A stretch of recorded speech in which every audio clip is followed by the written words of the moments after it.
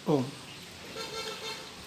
सहजात्म स्वरूप परम गुरु शुद्ध चैतन्य स्वामी ने नमः। जिनवर प्रभु की दिव्य ध्वनि जो शुद्ध बोध स्वरूप है, स्याद वाद से जो है अलंकृत शारदे श्रुत रूप है। सिद्धांत गुण पर्याय चतु अनुयोगमय विस्तार है। महिमा मय जिन वाणी माँ को वंदना शतवार है, वंदना शतवार है। श्री समय सार जी, प्रवचन सार जी, और उसके बाद अब नियम सार जी। समय सार जी जो सम्यक दर्शन की ओर ले जाने का विषय है,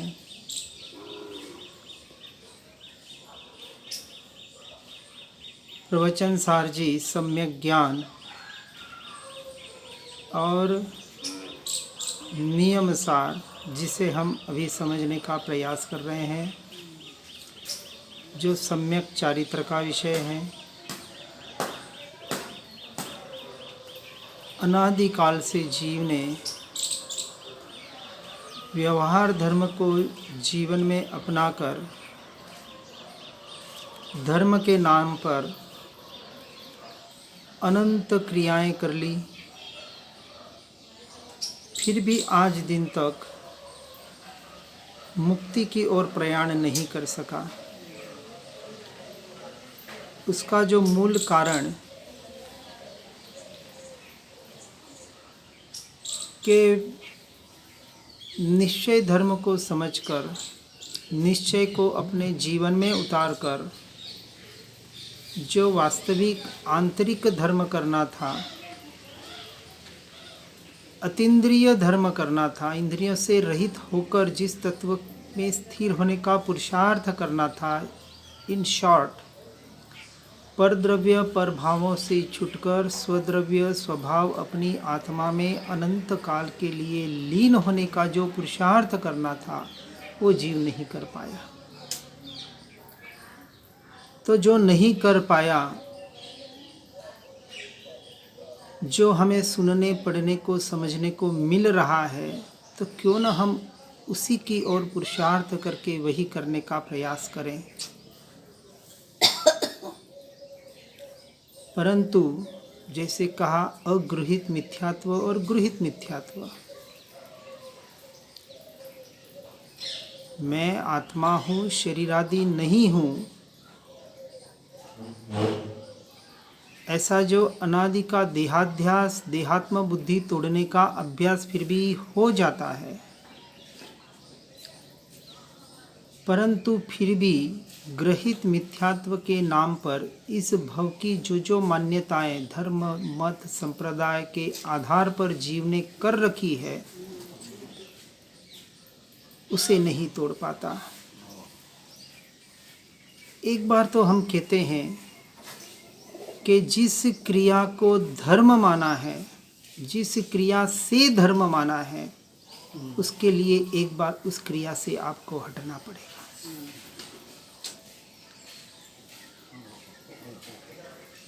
अपने आप को जैन माना, अपने आप को श्रावक माना, या अपने आप को साधु आदि जो भी मत परंपरा के अनुसार माना। देखो, बहुत छोटी छोटी बातें एकदम हमें स्ट्राइक नहीं होती है।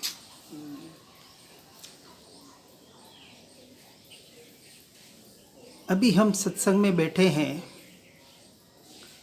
और कोई भगवे वेशधारी सन्यासी आ जाए और सत्संग चल रहा है, क्या हम खड़े होंगे?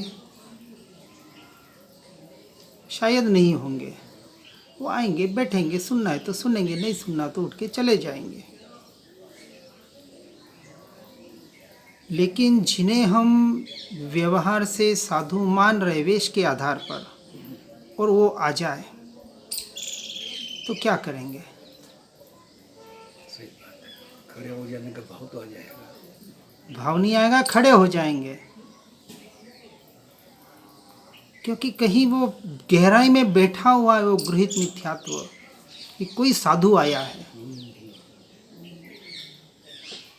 तो व्यवहार विनय तो करना चाहिए ना। ऐसा होता है।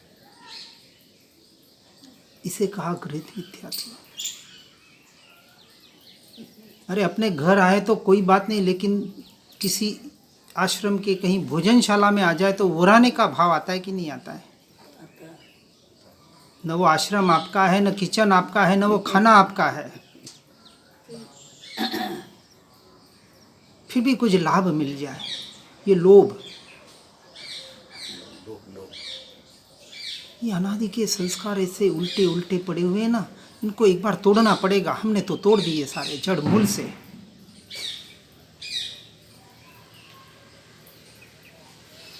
आज की बात नहीं, 2010 में जब मोक्ष मार्ग प्रकाशक आया और जब ये पढ़ा सुना, 2011 के बाद किसी साधु को उड़ाने का भाव नहीं आया, जिसे आप लोग साधु कहते हैं, हम जिसे नहीं मानते हैं। त्यागी तपस्वी ठीक है, होंगे, इससे बड़े बड़े त्यागी तपस्वी बैठे हुए हैं, उनको जाके तो वंदना नहीं करते हो, वहां जाके उनका विनय तो नहीं करते हो, क्यों? इनसे श्रेष्ठ बता दूं आपको मैं, जिनको आप साधु साध्वी वगैरह मानते हो, जनरल बात बता रहा हूं, ये गृहित मिथ्यात्व इस भव का। यदि आत्मा है, शरीरादि मैं नहीं हूं, ये सम्यक दृष्टि, अभी सम्यक दर्शन की बात चल रही है, ये अभी पांचवें छठे की बात नहीं चल रही है। वो पांचवें छठे में व्रत ले ले, महाव्रत ले ले, कुछ भी ले ले, और अपने आप को कुछ भी मान ले, मानने से थोड़ी हो जाता है क्या? कोई हेरा घेरा अपने को डॉक्टर मानने और इंजेक्शन देने शुरू कर दे, क्या एक्शन और रिएक्शन होगा?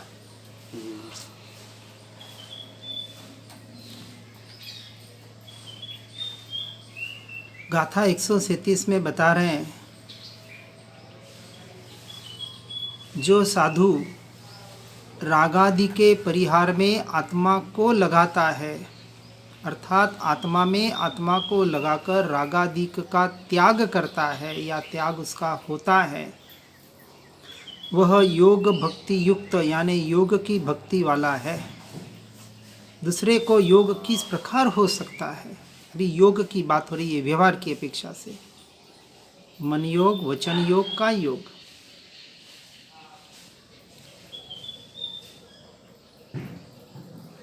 जो संपूर्ण रागादिक के परिहार में यानी मोह तो जिसका छूट ही चुका, कब? चौथे गुण स्थानक में, सम्यक दर्शन में। अब जो राग और द्वेष जो चारित्र मोह के उदय से हो रहे हैं, उसके भी परिहार में आत्मा को लगाता है। अब देखो, यानी ये व्यवहार की अपेक्षा से कथन कि मुझे मोह राग द्वेष से छूटना है, मुझे कर्मों से छूटना है, ये जिसके भाव है वो अभी मिथ्यात्व में तो नहीं कह सकेंगे, लेकिन उसे भी अभी कहीं से छूटना है।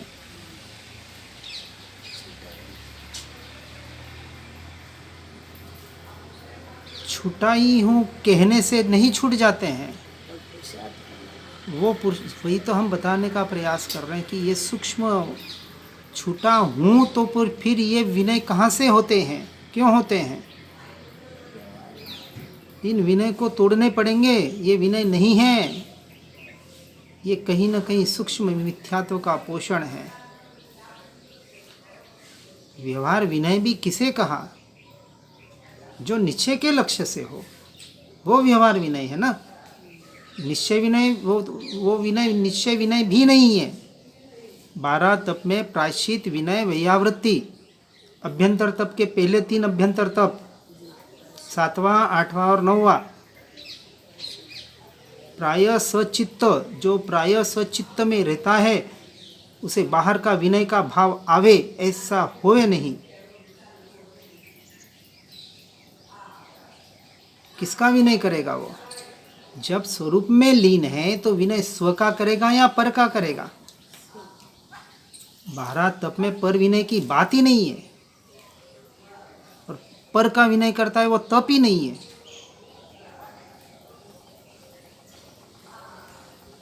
क्योंकि आज दिन तक व्यवहार ही सुना और व्यवहार ही किया। बातें कड़वी लगती है और गले नहीं उतरती है लोगों के।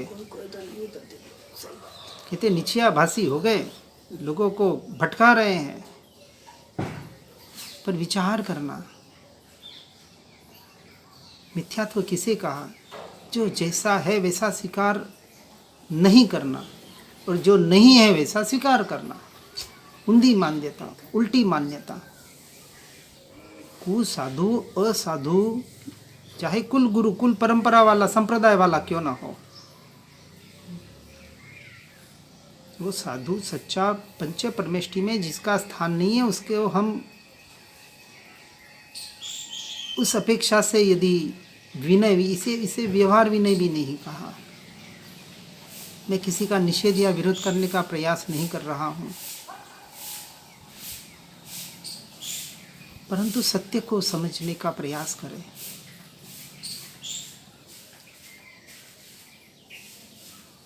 यहाँ जो एक एक बात हम पढ़ रहे हैं, सुन रहे हैं भावलिंगी संतों की, कि जो आत्मा को, आत्मा में, आत्मा से सब कुछ 6 कारक बताए जो सारे आत्मा पर घटित होते हैं, अंतर्मुखता के आधार पर जिसका बाह्य त्याग नहीं होता, इसलिए बाह्य त्याग का नाम धर्म नहीं है। अरे कुछ नहीं, वो तो त्यागी और तपस्वी तो है ना, हमसे तो श्रेष्ठ है ना। तो फिर जाओ ना, संसार में जितने श्रेष्ठ है सबको जाके वंदन क्यों नहीं करते आप लोग? कितने त्यागी तपस्वी आज हिमालय में बैठे हुए हैं भगवे वस्त्र पहनकर, पर वस्त्र को हम तो भगवे नहीं, सफ़ेद वस्त्र होंगे तो वंदन करेंगे, हाथ में पात्रे होंगे या और कुछ ऐसी मुद्रा होगी बाहर की तो हम वंदन करेंगे, क्योंकि हम जैन है ना। ये गहरी मान्यता अंदर बैठी हुई है। मैंने जैन कुल में जन्म लिया। महावीर स्वामी कौन से तीर्थंकर जैन थे, हमें लाके शास्त्र कोई बता दे कि जितने तीर्थंकर हुए एक भी जैन बता दे उसमें। क्या है जैन की परिभाषा? क्या है वितरागता का मार्ग की परिभाषा? आत्मरमणता का नाम वितराग भाव है, और आत्मरमणता जिसके नहीं है वो वितरागता के मार्ग में नहीं है, और वितरागता के मार्ग में नहीं है तो उसका विनय कैसे हो सकता है?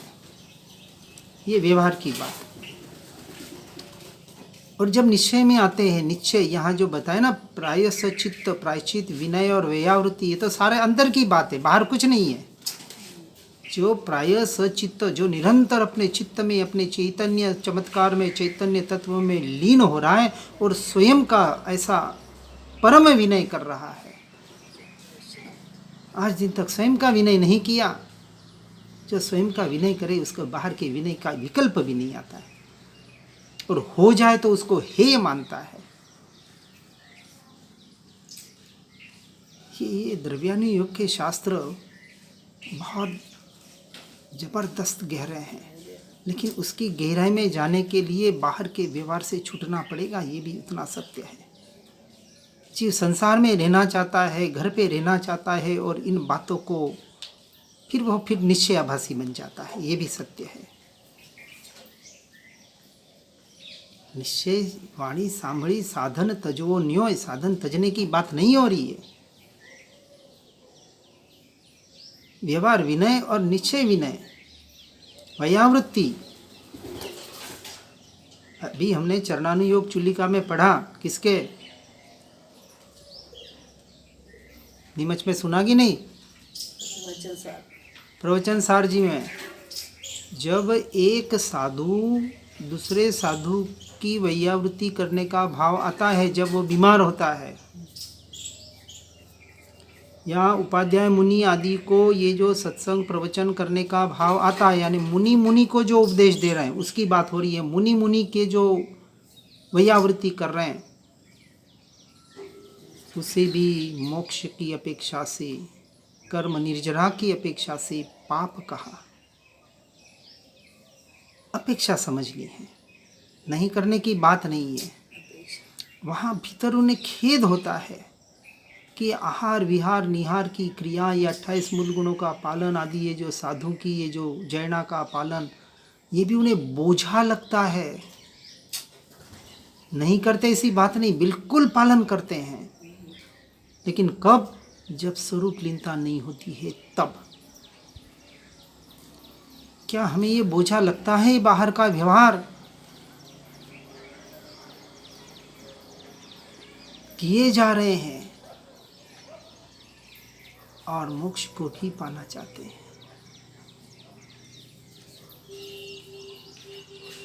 ऐसे योग भक्ति युक्त, यानी योग की भक्ति वाला, उसे दूसरे का योग किस प्रकार हो सकता है? स्वयं की योगों में, अपने मन योग, वचन योग, काय योगों के परिणामों को जो निरंतर स्वयं की ओर ढाल रहा है, ये भावलिंगी मुनि की दशा है। हाँ, जहाँ मुझे पहुँचना है, दूसरे के लिए नहीं बता रहा हूँ। पर जब मैंने इस अवस्था को जान लिया, जहाँ मुझे पहुँचना है, उस अवस्था में यदि कोई नहीं होगा तो मैं वहाँ ये दस्तक नहीं झुकेगा। और बाई चांस झुक गया तो वहाँ श्रद्धान नहीं होगा। फिर कहते बिना श्रद्धा से तो झुका सकते हैं ना, वापस अपने आप को ठग लेते हैं। इसकी टीका में निश्चय योग भक्ति के स्वरूप का कथन करते हैं। निरवशेष रूप से अंतर्मुखाकार, यानी सर्वथा अंतर्मुख जिसका स्वरूप है, ऐसी परम समाधि द्वारा समस्त मोह राग द्वेष आदि पर भावों का परिहार होने पर जो साधु आसन्न भव्य जीव निज अखंड अद्वैत परम आनंद स्वरूप के साथ निज कारण परमात्मा को जोड़ता है। कारण परमात्मा पर्याय की अपेक्षा से और कार्य परमात्मा द्रव्य की अपेक्षा से। कार्य कारण संबंध, कार्य की प्राप्ति के लिए कारण होता है। ऐसे कारण परमात्मा जो कार्य परमात्मा का कारण बनता है, कौन सा? जो निरंतर अपने निज अखंड अद्वैत परम आनंद स्वरूप के साथ स्वयं से स्वयं को जोड़ता है। योग, योग का अर्थ क्या होता है? जोड़ना। कौन सा जोड़ना? मन वचन काया को जोड़ने की बात नहीं हो रही है। जो अपनी पर्याय को अपने गुणों से द्रव्य के साथ जोड़ता है, ये आत्मा का योग। ऐसे वह परम तपोधन ही शुद्ध निश्चय उपयोग भक्ति वाला है। ये उपयोग, योग से हटकर उपयोग में आ जाना। दूसरे को बाह्य प्रपंच में सुखी हो, उसे योग भक्ति किस प्रकार हो सकती है? बाहर से जो धर्म माने, बाहर से जो सुख माने, व्यवहार से जो धर्म माने, मोक्ष माने, उसे योग भक्ति, निश्चय योग भक्ति यानी मोक्ष की प्राप्ति कैसे हो सकती है? How it is possible? आगे कहते हैं कि आत्म प्रयत्न सापेक्ष विशिष्ट जो मनोगति, उसका ब्रह्म में संयोग होना, यानी आत्म प्रयत्न की अपेक्षा वाली विशेष प्रकार की चित्त परिणति का आत्मा में लगाना, प्रायस चित्त, ये प्रायश्चित तप। प्रतिक्रमण का नाम प्रायश्चित नहीं है, वो तो पश्चाताप है। पश्चाताप, पाप होने के बाद जो ताप होता है वो तो बाहर की क्रिया, उसे योग कहा जाता है। किसे? आत्म प्रयत्न की अपेक्षा वाली विशेष प्रकार की चित्त परिणति का आत्मा में लगाना, उस पर्याय को गुणों के द्वारा अपने स्वरूप में ज्ञायक भाव में, परम पारिणामिक भाव में लगाना, स्थिर कराना, ये हुई क्रिया, कराना। क्योंकि अभी बाहर जा रही है तो व्यवहार की अपेक्षा से पर्याय में ही पुरुषार्थ होता है। पुरुषार्थ आत्मा में तो कुछ करना नहीं है, स्वरूप और स्वभाव में तो कुछ करने जैसा है ही नहीं है, वो तो परिपूर्ण तत्व है। ये योग की परिभाषा बताई, ये आत्मा का योग। और जो यह आत्मा को आत्मा के साथ निरंतर जोड़ता है, वह मुनीश्वर निश्चय से योग भक्ति वाला है। अब वहाँ तो परमानेंट की बात हो रही है, स्थायी सामयिक की जो हमने पूर्व में बात देखी, तो श्रावक के परमानेंट नहीं है, तो टेम्पररी है। पर क्रिया तो यही है। और चौथे में जो सम्यक दर्शन पाया वो भी इसी क्रिया से पाया, दूसरा कोई रास्ता नहीं है। वो भावलिंगी मुनि की दशा, अंतर्मुहूर्त शुद्धोपयोग। यहाँ देशवीरति के द्वारा शुद्धि की वृद्धि, चौथे में शुद्धि की वृद्धि दूर है, अभी वो संसारी है पूरा। साधु का जो ये स्वरूप हम समझ रहे भावलिंगी मुनियों का, जहाँ हमें पहुँचना है और जिसके लिए ये पुरुषार्थ हो रहा है, जिसे डॉक्टर बनना है और डॉक्टर की अपेक्षा से अभ्यास करेगा, या इंजीनियर बनने की या कोई और कंपाउंडर बनने की अपेक्षा से करेगा।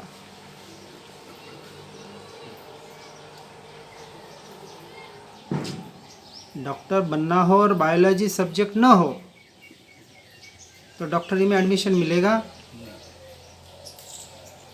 क्योंकि 10th के बाद ही साइंस में आपका बायोलॉजी सब्जेक्ट ऑप्शनल होता है, क्योंकि इसमें इंजीनियरिंग किया था तब हमें ऑप्शनल था, और इंजीनियरिंग करना था तो बायोलॉजी नहीं ली, ज़रूरत नहीं थी, तो वहाँ ऑप्शन दिया गया आपको। लेकिन जिसे डॉक्टर बनना है उसे तो बायोलॉजी लेनी पड़ेगी, जिसे मोक्ष पाना है उसमें तो आत्मालॉजी लेनी पड़ेगी, उसके बगैर प्रवेश नहीं है। और वो प्रवेश 10th के बाद हुआ। चौथे गुणस्थानक में स्वसंवेदन प्रत्यक्ष आत्मानुभूति हुई, तब मोक्ष मार्ग में प्रवेश हुआ। जहाँ सारे दर्शन खत्म होते वहाँ जैन दर्शन की शुरुआत होती है। आत्मा हूँ, देहादि से जड़ से भिन्न हूँ, मैं ज्ञाता दृष्टा हूँ, देखने जानने वाला मात्र हूँ, ये तो सारे दर्शन बता रहे हैं, चार वाक छोड़ के। तो कौन सी बड़ी बात कर रहे हैं आप? लेकिन मैं किसका ज्ञाता दृष्टा हूँ,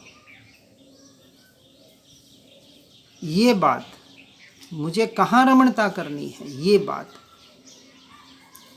और ये तो अगृहित मिथ्यात्व की बात, साथ में गृहित मिथ्यात्व। आत्मा आत्मा करने वाले भी देवी देवता के पूजन करते कि नहीं करते, अंधश्रद्धा में पढ़े कि नहीं पढ़े हैं, विचार करना पड़ेगा। इससे वैसे सम्यक दर्शन मिल जाता तो फिर क्या है, मोक्ष यही हो जाता। जैसे कहा मान न होता तो मोक्ष यही हो जाता।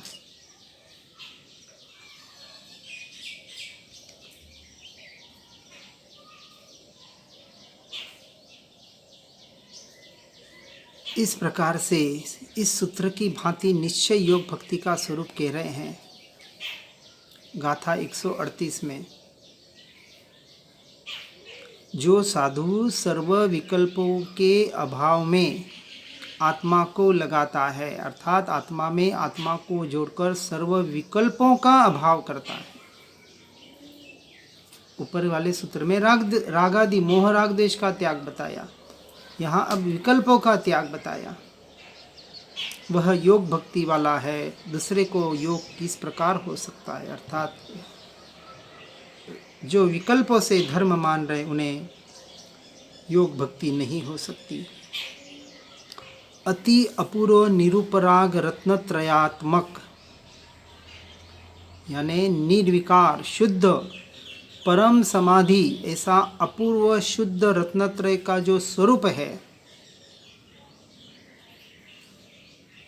बार बार उन चीजों पर जोर दिया जा रहा है।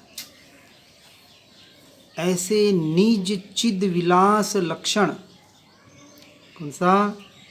परम समाधि का लक्षण जो निज चैतन्य का विलास, ऐसी निर्विकल्प परम समाधि द्वारा समस्त मोह राग द्वेष आदि विविध विकल्पों का अभाव होने पर परम समरसी भाव के साथ निरवशेष रूप से अंतर्मुख, निरवशेष यानी परिपूर्ण, कारण समय सार स्वरूप परिपूर्ण अंतर्मुख जो है, ऐसे निज कारण समय सार स्वरूप को जो अति आसन्य भव्य जीव सदा जोड़ता ही है, उसे वास्तव में निश्चय योग भक्ति है, दूसरों को नहीं। भावलिंगी मुनि की दशा अब विचार करें। ऐसी दशा जिसे है वही भावलिंगी संत है, और ऐसे भावलिंगी संत नियम से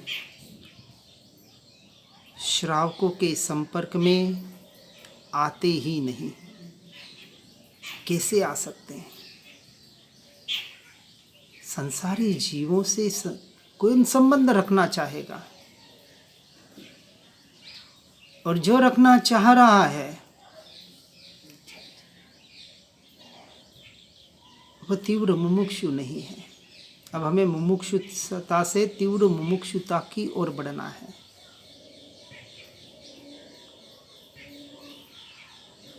भेद का अभाव होने पर यह अनुत्तम योग भक्ति होती है, सर्वश्रेष्ठ भक्ति, और उसके द्वारा योगियों को आत्मलब्धि रूप ऐसी वह प्रसिद्ध मुक्ति होती है। लोगों को मुक्ति भी चाहिए और संसार भी चाहिए। जब कहता है मैं आत्मा हूँ, मैं शरीरादि नहीं हूँ, शरीरादि संबंध मेरे नहीं है, और अपने योगों को यानी मन वचन काया को वहीं जोड़े रख रहा है। भीतर जांच के देखे, क्योंकि पहले भीतर से छूटेगा, बाहर से बाद में छूटेगा। क्योंकि चौथा गुणस्थानवर्ती जीव पूरा संसारी है, लेकिन उसके भीतर का संसार खत्म हो चुका है। बाहर से संसार छोड़ दे, वन जंगल में जाके गुफा में भी बैठ जाए,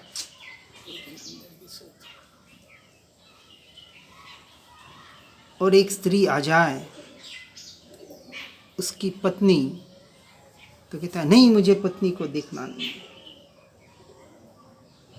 क्या हुआ भाई? नहीं मुझे विकार भाव जग जाएंगे। वो ज्ञान का द्वेष कर रहा है।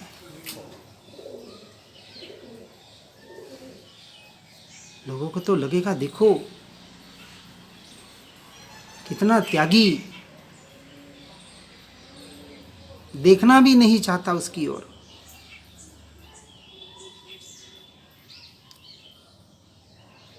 किस अपेक्षा से? वहाँ द्वेष बुद्धि यदि है, नहीं देखना मुझे, तो नहीं देखने का अर्थ ही तो द्वेष है, और देखना है मुझे, इसका नाम राग है। न देखने का भाव यानी न ग्रहण करने का भाव, और न त्याग का भाव। मैंने आज अन्न का त्याग किया, ये भाव है कि नहीं? एकासन किया, उपवास किया, जो भी किया, आइमिल किया, मैंने आज रस का त्याग है, आज मुझे 6 विघई का त्याग है, मुझे त्याग कर सकता है भी, कर सकता है कि नहीं कर सकता है? नहीं कर सकते।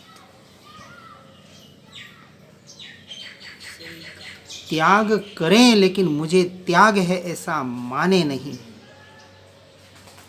बात बराबर समझना। व्यवहार किसे कहा? वो त्याग करता नहीं है, उसे त्याग होता है।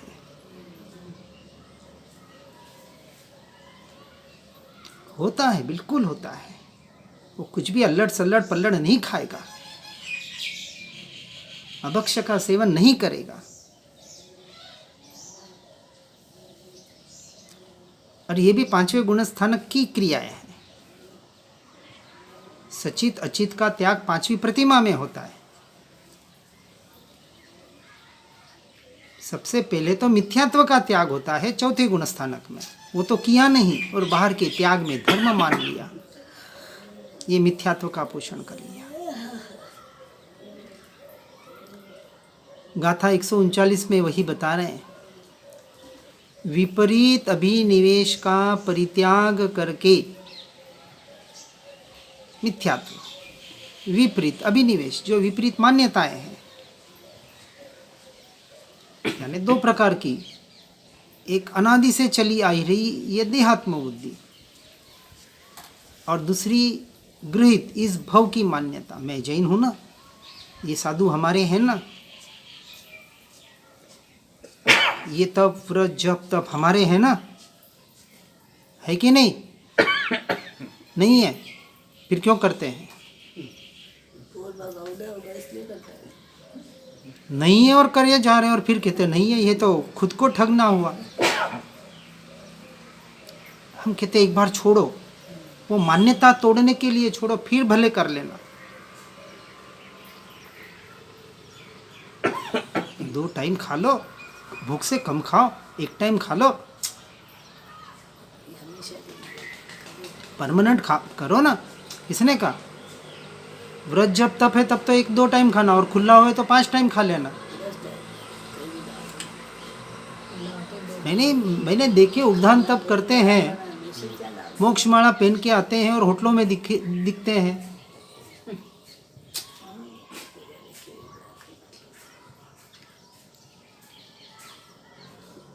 ये निश्चय जब नहीं था इस जीव ने, जब उपध्यान किया था, उपध्यान करते रात्रि भोजन और जमीकंद का पहले त्याग कर दिया था। व्यवहार किया, उस वक्त तो आत्मा की बातें समझते भी नहीं थे।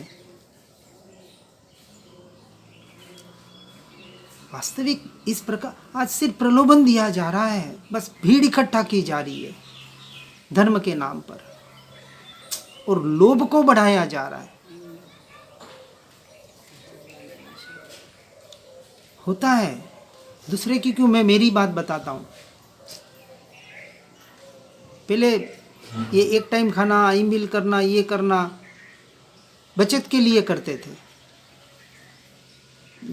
मेरे भाव होते थे, मैं झूठ क्यों बोलूं कि चलो आई मिल करेंगे, फ्री में आई मिल होता है, खर्चा बच जाएगा। दूसरों के यहाँ जाके करने से और प्रभावना अलग से मिलती है। लोग प्रवृत्ति लोभ को बढ़ाए, अरे करो ना, मना किसने किया? करो 28, बिल्कुल किसी को एक हाथ से दूसरे हाथ को पता न चले, करो 8 दिन भूखे रहो, न लेना न देना। किसने मना किया? तब करने की कोई मनाही थोड़ी कर रहे। लेकिन उसके नाम पर भी हम लोभ को बढ़ा रहे हैं, हमारी प्रवृत्तियों को बाहर बिखेर रहे हैं, आशा अपेक्षाओं को बढ़ा रहे हैं। हमारा सम्मान होगा, मान होगा, तपस्वी की क्या होगी? जय जयकार।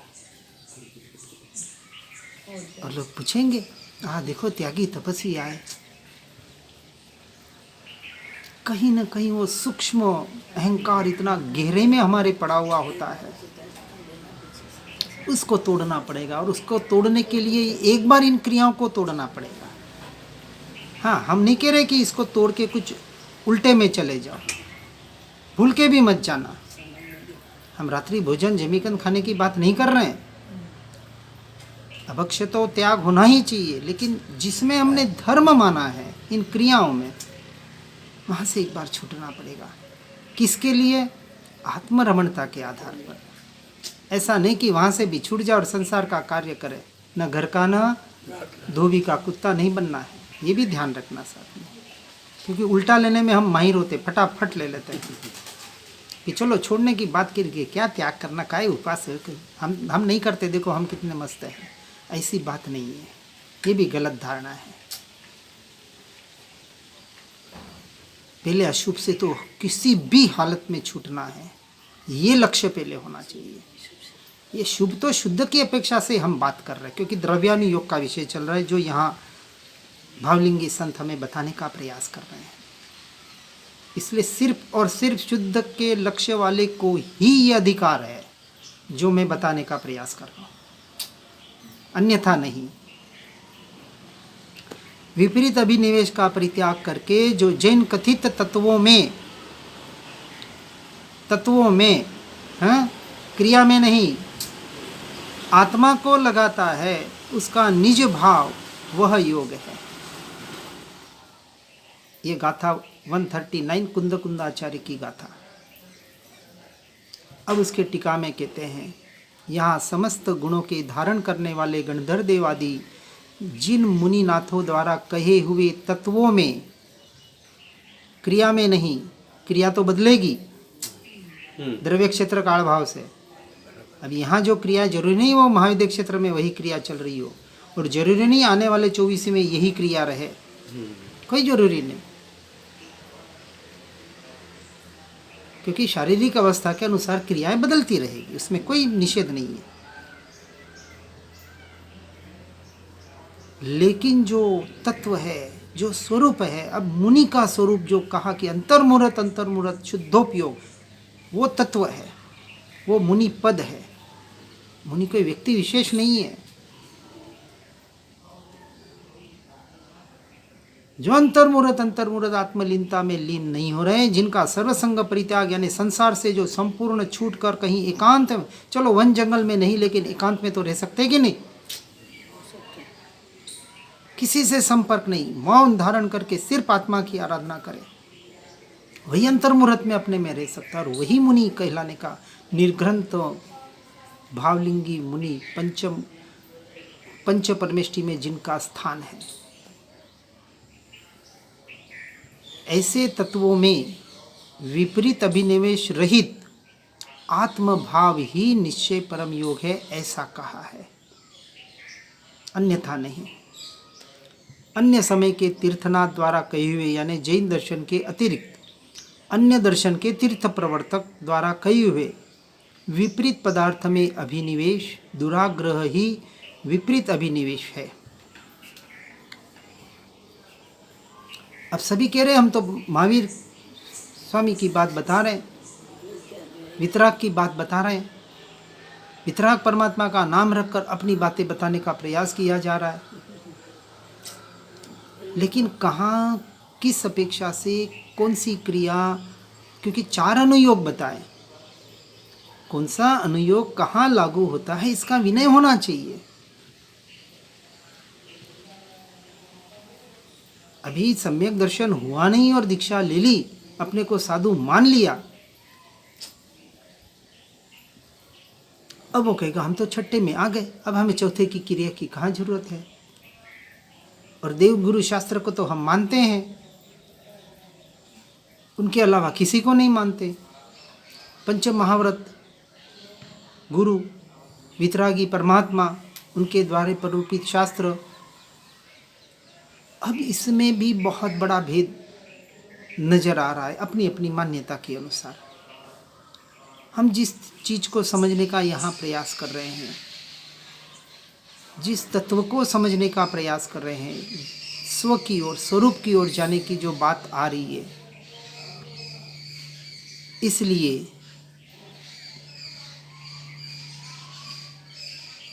विपरीत पदार्थ में अभिनिवेश यानी दुराग्रह ही विपरीत अभिनिवेश है। जो आग्रह बताए ना हमारे परंपरा के आधार पर, उसका परित्याग करके जैनों द्वारा कहे हुए तत्व निश्चय व्यवहार से जानने योग्य है। ऐसा नहीं कहेंगे कि श्वेतांबर वाले निश्चय में नहीं पहुंच सकते, क्योंकि हम शायद यहाँ बैठे सारे श्वेतांबर से ही आए हुए हैं। क्यों नहीं पहुंच सकते? काल लब्धि पक जाए और ऐसे भावलिंगी संतों के ऐसे निश्चय के द्रव्यानी योग के ग्रंथ हमारे हाथ में आए, हमने सुने पढ़े और उसका स्वीकार हुआ हमें, तब तो यहाँ बैठे हैं, ये सुन रहे हैं। नहीं तो ऐसी बातें सुनकर सुनने आने वाले भी भाग जाए और साधु संत तो पहले भाग जाए, क्योंकि वो कहते हैं हमारे तो विपरीत बात हो रही है, हम कैसे बैठेंगे?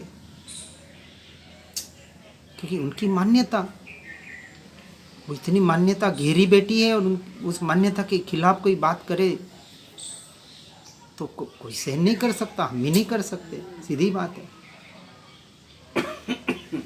इसलिए जैनों द्वारा कहे हुए तत्व निश्चय व्यवहार नय से दोनों अपेक्षा से जानने योग्य है, और सकल जीन ऐसे भगवान तीर्थादिनाथ के चरण कमल के उपजीवक वे जैन है। अर्थात देह सहित होने पर भी तीर्थंकर देव ने राग द्वेष और अज्ञान को संपूर्ण रूप से जीता है, इसलिए वे सकल जीन मोह राग द्वेष को संपूर्णतः जीतने वाले वो सकल जीन ऐसे भगवान, और उनके चरण कमल के उपजीवक यानी उनकी सेवा करने वाले, उनके आश्रित, उनके मार्ग पर चलने वाले, व्यवहार और निश्चय के आधार पर दोनों को बराबर समझना है।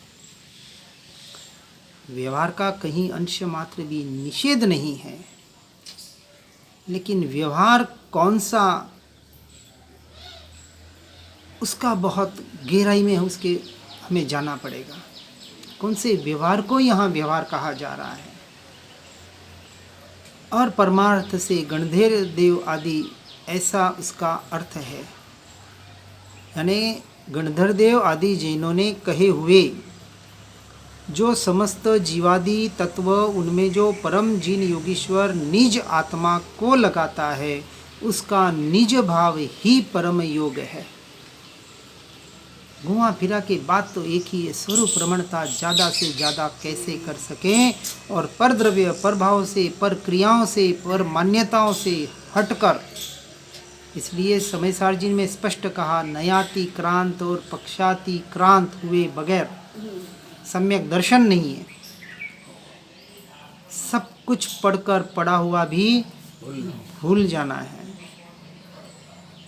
इसलिए इस दुराग्रह को यानी उपरोक्त विपरीत अभिनिवेश को छोड़कर गणधर देव आदि जैन मुनिनाथों के मुखारविंद से प्रकट हुए भव्य जनों के भवों का नाश करने वाले तत्वों में जो जिन योगी नाथ यानी जो मुनिवर या श्रावक निज भाव को साक्षात लगाता है, जो स्वयं में स्वयं को लगाता है, वह निज भाव योग सो योग है।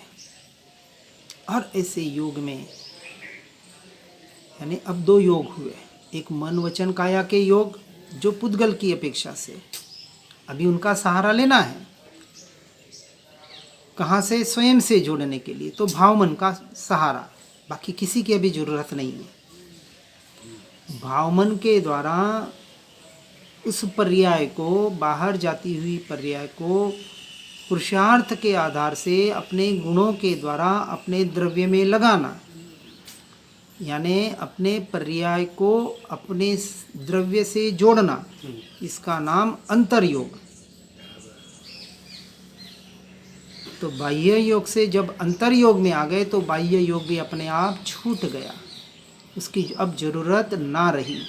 जब तक स्व में है तब तक, फिर बाहर में आए, फिर उसका सहारा लिया, फिर तो ये अंदर बाहर होता रहेगा जब तक वो दशा नहीं आती है।